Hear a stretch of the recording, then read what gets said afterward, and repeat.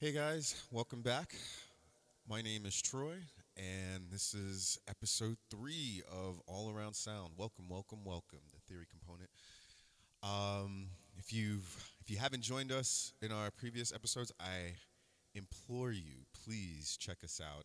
Go back to episode 1, um, intro of music, 2, intro to notation, and some other supplements that we discussed, including accidentals. Um, but this one is going to focus on rhythm and some of the general aspects of rhythm.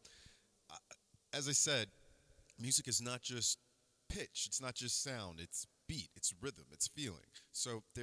When we talk about music, there is a component of pitch, but there is also a component of time. And that is what I hope to discuss with you today as we get on our journey for this episode of All Around Sound. Now, as always, we got some vocabulary. We got a lot of vocabulary in this one, so bear with me.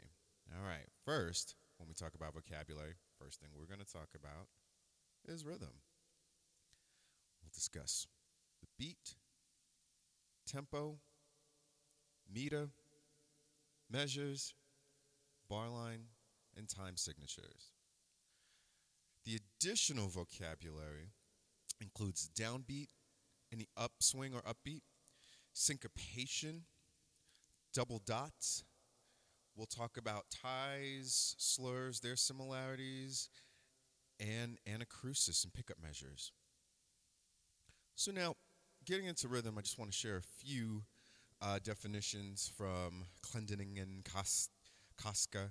If you know, you know. I love Clendening's definitions. Refers to the duration of pitch and silence used in a piece.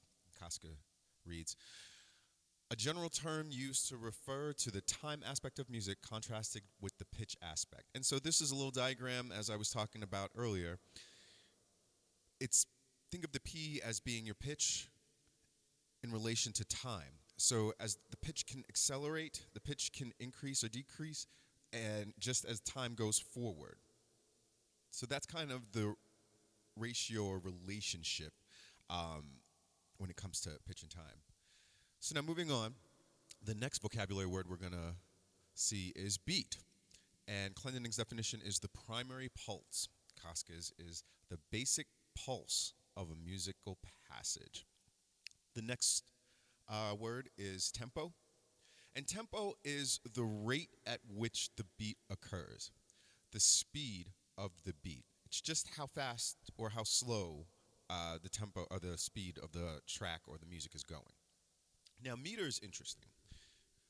A work's meter tells how its beats are divided, either simple or compound, and how they're grouped, duple, triple, or quadruple. We'll get into that in a little bit.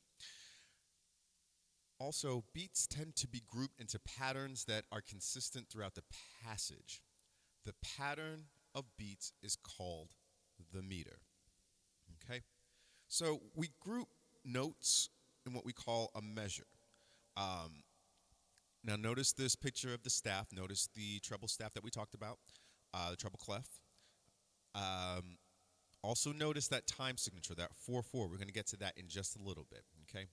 So Casca says of measures, the groups of beats. Simply put, Clendening, beats are grouped into larger units called measures, or bars, separated by bar lines.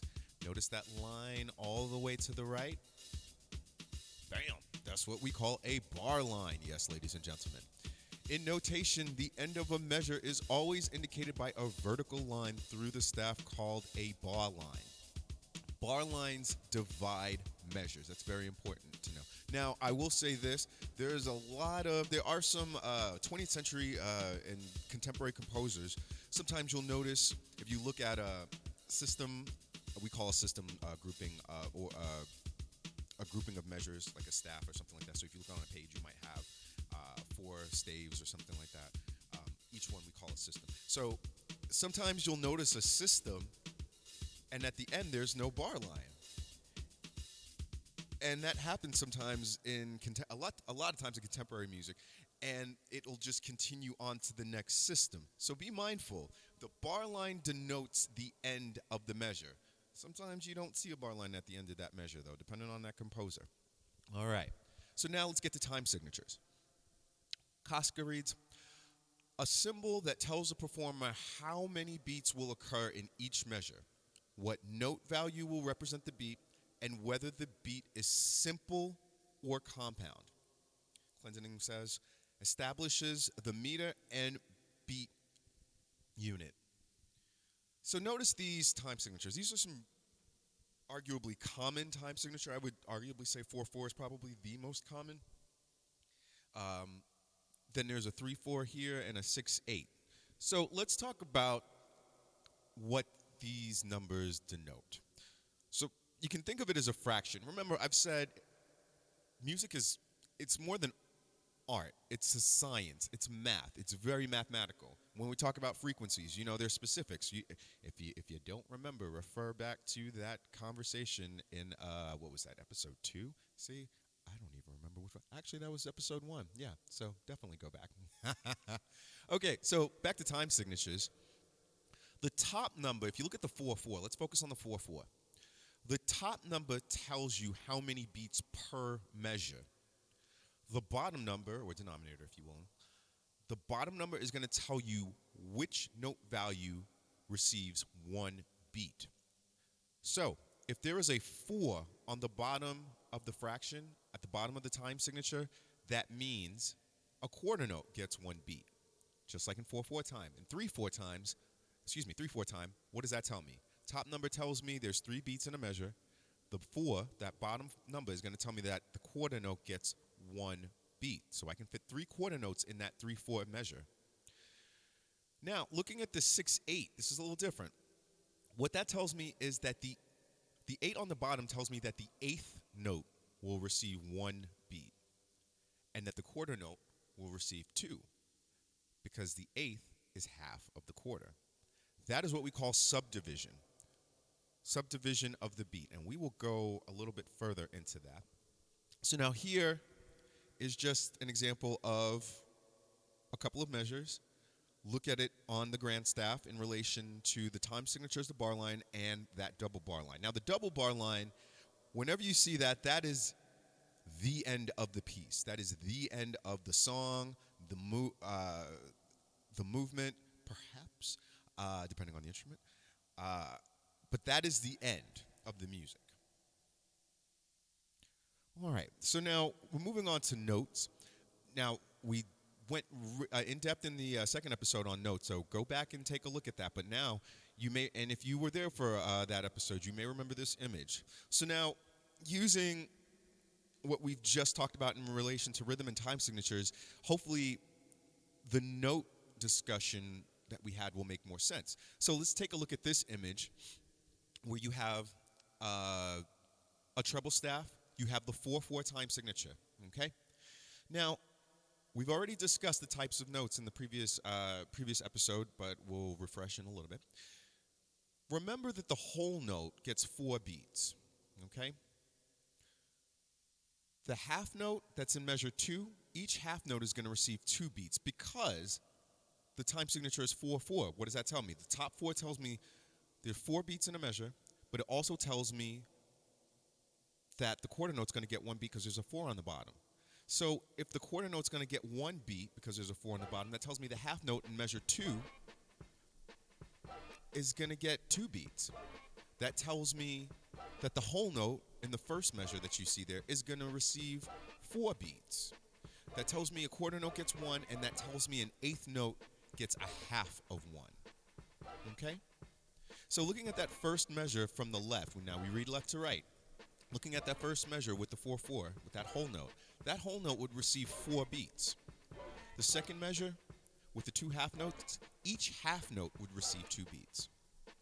Looking at the third measure again, whole note, it's going to get 4 beats. Now look at the fourth measure. There are 4 quarter notes in that measure. That's a perfect example to line up with the time signature. You have 4 quarter notes, 1, 2, 3, and 4, right there. Okay. Notice in the final measure, you have 2 quarter notes, but you also have 4 eighth notes. because 4/8 notes can fit in the space of 2/4 because it is a subdivision of the beat. So here's a little refresher on the notes.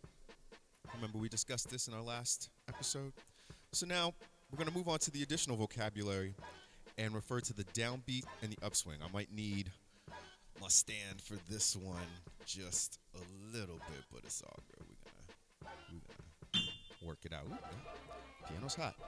All right. So the downbeat, and I'm going to demonstrate a little bit to you as a conductor.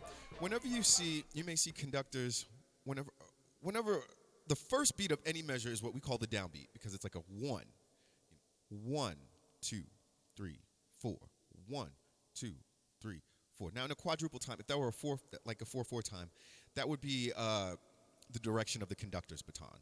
1, 2, 3, 4. Notice that up.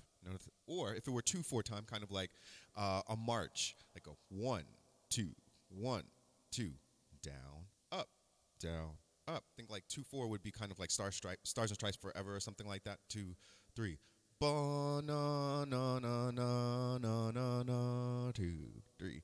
Da na na na na na na. 1, 2, 1, 2, and so on and so forth. But notice that the 2/4 can also be thought of like it could add up to a 4/4, but we're not going to get into that. That's something completely different feel and whatnot. But anyway, so I want you to kind of get a feel of this particular beat. So this is the downbeat. 1, 2, 3, 4. 1, 2, 3. Feel that. 1, 2, 3, 4. 1, 2, 3, 4. And 2, and 3, and 4. That's the up. 1, 2, 3, 4. 1, 2, 3, 4. 1, 2. So you call this a quadruple. 1. So these are the downbeats. 1, 2. Now we're going to put the upswing just a little bit. You're going to hear that. 1, 2, here we go. 1 and 2 and 3 and 4 and 1 and 2 and 3 and 4 and 1 and 2 and 3 and 4 and 1 and 2 and 3 and 4. So those ands, when I'm saying and, that's the upswing. Notice the numbers are going down. 1 and 2 and 3 and 4 and 1 and 2 and 3 and 4 and. That is the subdivision. That is the division. That is the difference between the downbeat and the upswing. One more time. 1, 2, 3, 4. Right? So moving on. This is one of my favorite topics when it comes to rhythm, syncopation.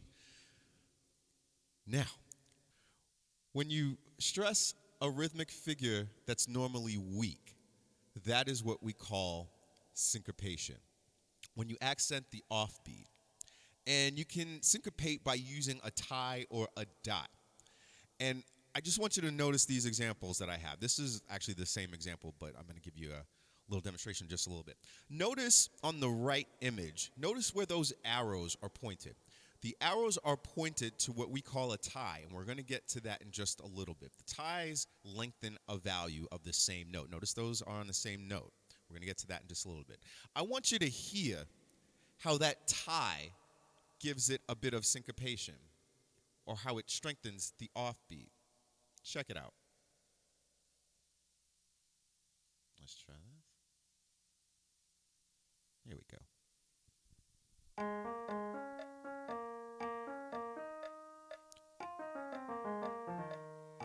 Notice that?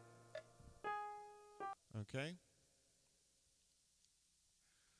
So, the same thing, the same kind of effect can be achieved by a dot or a double dot. Now, the significance of the dot is this. It always adds to the duration 1/2 the value of the note, rest or dot that precedes it. Okay? So what does that mean? It adds a value of 1/2 to the preceding note. So if I had a quarter note, or excuse me, if I had a half note and then I had a dot that followed it, we'd call that a dotted half note. In 4/4 time, we're keeping things in 4/4 for right now. So in 4/4 time, a half note receives 2 beats. If I put a dot behind that half note and make it a dotted half note, it receives two beats, those two beats plus a half of two. Half of two is 1. 2 plus 1 is 3. A dotted half note will receive 3 beats in the time signature of 4/4. So here's a little bit of a demonstration. Let's see if and there's the difference between the dot and the double dot. Let's see if I can get that for you one more time. There we go.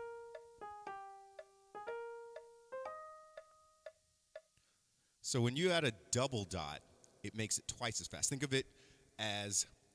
of one dot as being a half and a second dot being a quarter. So it would be the value of the note plus the half plus a quarter. I know, math, right? I warned you. So now let's get back to the ties, okay?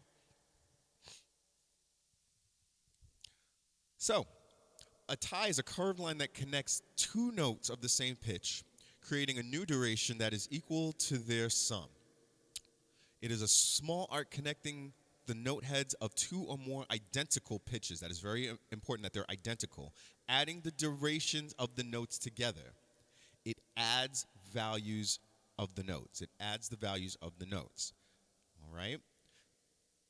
So now here's the difference between the slurs. The ties and the slurs look similar. But this one is an art that connects two or more different pitches. It's a type of articulation. We'll talk about articulations later. What a slur does is it signals the musician to play legato, or what we say, that's an Italian term, or smooth and connected. The opposite of legato is staccato, or short and detached. So whenever we see a slur, it means you want it to be lyric. It should be florid, legato, smooth, right? And we will talk a little bit about articulations in a supplementary video. Join us for that. And finally, I want to talk about the anacrusis, or the pickup measure. I felt America the Beautiful was kind of a perfect example. It's a measure that starts before the first measure is played. So what do I mean by that? In America the Beautiful, you'll notice that when we sing it, it's 1, 2, 3. Oh, beautiful for space. Or let me demonstrate. 1, 2, 3. Oh, beautiful for spacious skies, for amber waves of grain. Now notice how I started and I said, oh, that was on the upbeat. It was the fourth beat of a measure that theoretically is not there. I'm not going to get too confusing, but just think about it like this. The pickup measure, or the anacrusis, is there for you to count in. So as I've done, 1, 2, 3, oh, beautiful. Now I'm just going to warn you, I was singing that in key of A major. I'm about to play this in the key of C, so it's going to sound a little different.